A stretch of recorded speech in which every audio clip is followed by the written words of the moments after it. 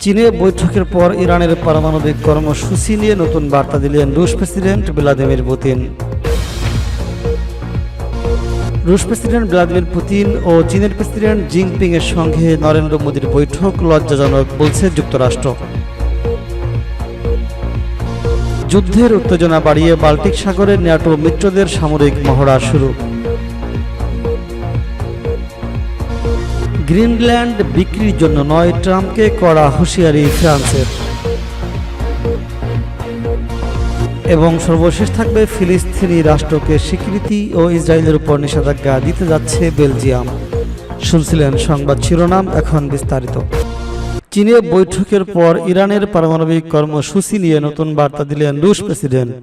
ইরানের পারমাণবিক কর্মসূচি নতুন করে আন্তর্জাতিক আলোচনায় এসেছে। সম্প্রতি ইউরোপের 3 দেশ ফ্রান্স, জার্মানি ও ব্রিটেনের সঙ্গে ইরানের পরমাণু বিষয়ক আলোচনা ব্যর্থ হওয়ার পর দেশগুলো জাতিসংঘকে জানিয়ে দিয়েছে যে তেহরানের উপর নিষেধাজ্ঞা পুনর্বহাল করার জন্য। এই প্রেক্ষাপটে রাশিয়া প্রথমবারের মতো প্রতিক্রিয়া জানিয়েছে। চীনের তিয়ানজিন শহরে রুশ প্রেসিডেন্ট ভ্লাদিমির পুতিনের সাথে বৈঠকে করেছেন ইরানের প্রেসিডেন্ট মাসুদ পেজশকিয়ান। এই বৈঠকে ইরানের পরমাণু কর্মসূচি নিয়ে আলোচনা হয়।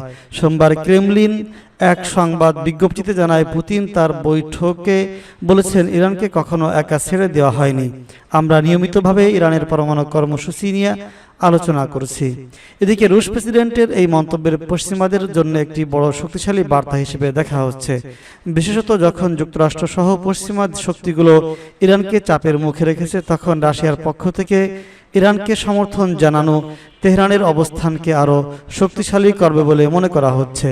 ইরানি president Pezeshkian Shanghai cooperation organisation SCO সম্মেলনে যোগ দিতে তিয়ানজিনে উপস্থিত ছিলেন। এই সম্মেলনে উপস্থিত ছিলেন চীন, রাশিয়া, ভারত এবং অন্যান্য বিশ্ব শক্তির নেতারা। মার্কিন প্রেসিডেন্ট ডোনাল্ড ট্রাম্পের চলমান বাণিজ্যিক যুদ্ধের মধ্যে এই সম্মেলন বৈশ্বিক দৃষ্টিকোণ থেকে অত্যন্ত তাৎপর্যপূর্ণ বলে মন্তব্য করা হচ্ছে। রাশিয়ার প্রেসিডেন্ট ভ্লাদিমির পুতিন ও চীনের প্রেসিডেন্টের সঙ্গে নরেন্দ্র মোদীর বৈঠক লজ্জাজনক বলছে যুক্তরাষ্ট্র। ভারতের সঙ্গে রাশিয়ার বাণিজ্যিক সম্পর্কের কড়া সমালোচনা করেছেন মার্কিন প্রেসিডেন্ট ডোনাল্ড ট্রাম্প। বাণিজ্যিক উপদেষ্টা Peter Navarro Shanghai cooperation organisation সম্মেলনে রুশ প্রেসিডেন্ট ভ্লাদিমির পুতিন ও চীনের প্রেসিডেন্ট শি জিনপিং এর সঙ্গে ভারতের প্রধানমন্ত্রী নরেন্দ্র মোদী বৈঠককে লজ্জাজনক বলে মন্তব্য করেছেন তিনি। নাভারো বলেছেন, মোদীকে শি জিনপিং ও পুতিনের সঙ্গে হাত মিলাতে দেখা সত্যি লজ্জার। আমি বুঝতে পারছি না তিনি কি ভাবছেন। আমরা আশা করি তিনি বুঝবেন যে তাকে আমাদের সঙ্গে থাকতে হবে, রাশিয়ার সঙ্গে নয়। প্রধানমন্ত্রী মোদীর চীন সফর, এসসিও সম্মেলনে যোগদান এবং পুতিন ও জিনপিং এর সঙ্গে বৈঠকের একদিন পর এমন মন্তব্য করলেন নাভারো। এর আগে এক মন্তব্যে নাভারো ভারতকে শুল্কের মহারাজা আখ্যা দেন। তিনি দাবি করেন, প্রধান অর্থনীতিগুলোর মধ্যে ভারতের শুল্ক সবচেয়ে বেশি এবং নয়াদিল্লি এটি স্বীকার করতেও অস্বীকার করে। তিনি বলেন, ভারতের সঙ্গে 2 দিক থেকে সমস্যা আছে। 25% প্রতিশোধমূলক অন্যায্য বাণিজ্যের কারণে এবং আরও 25% শুল্ক বসানো হয়েছে। ভারত রাশিয়া থেকে তেল কিনছে সেই কারণে। নাভারো ভারতকে ক্রেমলিনের লন্ড্রোম্যাট বলে অভিহিত করেছেন। তার অভিযোগ, ভারতীয় রিফাইনারিগুলো রুশ তেল সস্তায় কিনে তা প্রক্রিয়াজাত করে এবং প্রিমিয়াম দামে রফতানি করেছে। নাভারো আরও দাবি করেছেন, ট্রাম্প প্রশাসনের ভারতের রফতানির উপর শাস্তিমূলক শুল্ক আরোপ ন্যায্য এবং নয়াদিল্লি রাশিয়া ও চীনের সঙ্গে সম্পর্ক বৈশ্বিক স্থিতিশীলতাকে দুর্বল করেছে। ভারত তার রুশ তেল কেনাকে সঠিক বলে ব্যাখ্যা করেছে, বলছে এটি জ্বালানি খরচ কমাতে এবং ঘরোয়া বাজার স্থিতিশীল রাখতে প্রয়োজনীয়। ভারতের পক্ষ থেকে যুক্তরাষ্ট্রের এই পদক্ষেপগুলোকে অন্যায্য বলা হয়েছে। ট্রাম্প যাকে সেকেন্ডারি ট্যারিফ বলছেন তার একমাত্র শিকার এখন পর্যন্ত ভারত, যদিও চীন ও রাশিয়ার অপরিশোধিত তেলের বড় ক্রেতা। যুদ্ধের উত্তেজনা বাড়িয়ে বাল্টিক সাগরে ন্যাটো মিত্রদের সামরিক মহড়া শুরু। বাল্টিক সাগর অঞ্চলে জার্মানির নেতৃত্বে সামরিক প্রশিক্ষণ মহড়া নর্দার্ন কোস্ট সহ শুরু করেছে।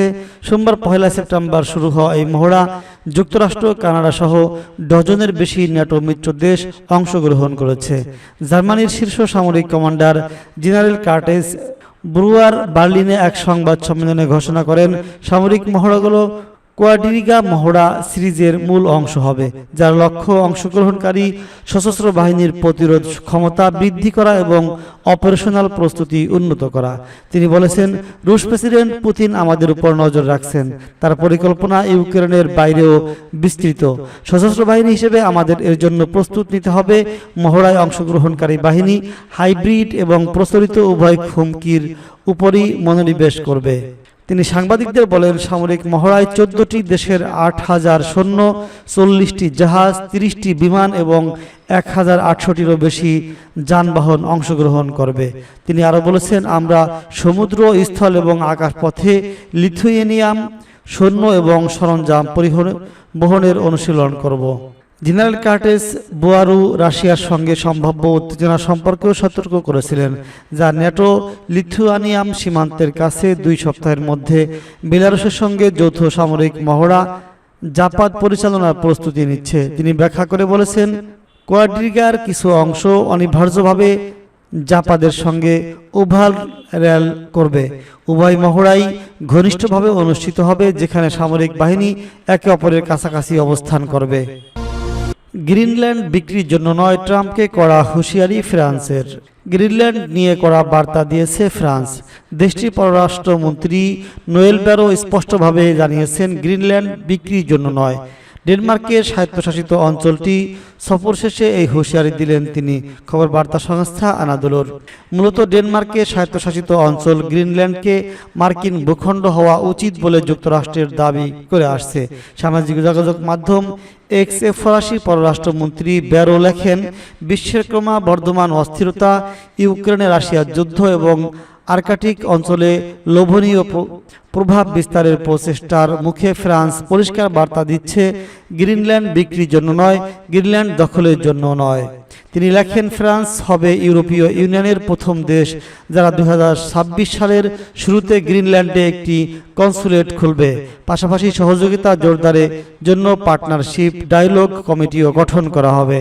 ব্যারো বলেছেন, গ্রিনল্যান্ড একটি ইউরোপীয় ভূখণ্ড, প্রতিবেশীদের অধীনস্থ করে কোনো জাতির গৌরব গড়ে তোলা যায় না। তিনি আশ্বাস দিয়ে বলেছেন, গ্রিনল্যান্ড ও ডেনমার্ক একা নয়, ফ্রান্স ও ইউরোপ আজ এই এবং আগামীকালও তাদের পাশে থাকবে।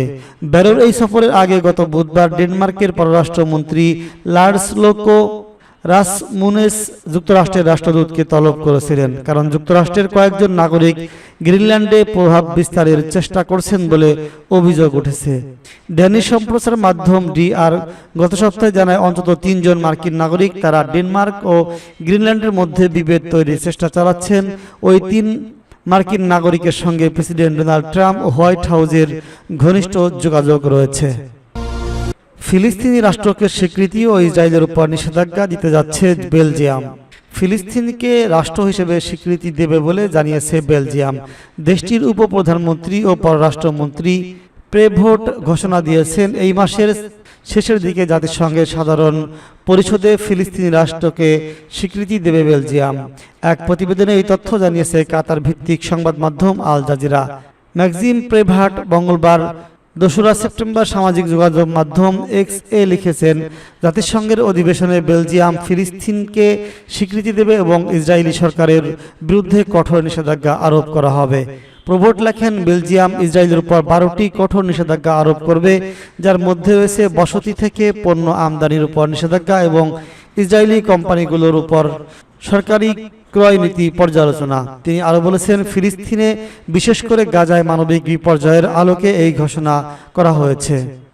এর আগে জুলাইয়ের শেষে ফ্রান্সের প্রেসিডেন্ট ইমানুয়েল ম্যাক্রো ঘোষণা দেন, প্যারিস জাতিসংঘের সাধারণ পরিষদে ফিলিস্তিনকে স্বীকৃতি দেবে, যা আগামী 9 থেকে 23 সেপ্টেম্বর নিউ ইয়র্কে অনুষ্ঠিত হবে।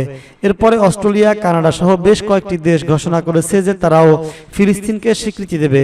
অবশ্য কিছু দেশ বলছে তারা তাদের স্বীকৃতির জন্য শর্ত আরোপ করতে চায়। এবছরের এপ্রিল পর্যন্ত প্রায় 147টি দেশ যা জাতিসংঘের 75% সদস্যের প্রতিনিধিত্ব করে ইতিমধ্যে ফিলিস্তিনি রাষ্ট্রকে স্বীকৃতি দিয়েছে। বেলজিয়ামের এই ঘোষণা এমন সময় এলো যখন প্রায় 2 বছর ধরে গাজায় চলা ইসরায়েলের আগ্রাসনে 1 লাখের বেশি মানুষ নিহত হয়েছেন এবং আহত হয়েছে 1,60,000-এর বেশি নিরীহ নিরপরাধ ফিলিস্তিনি।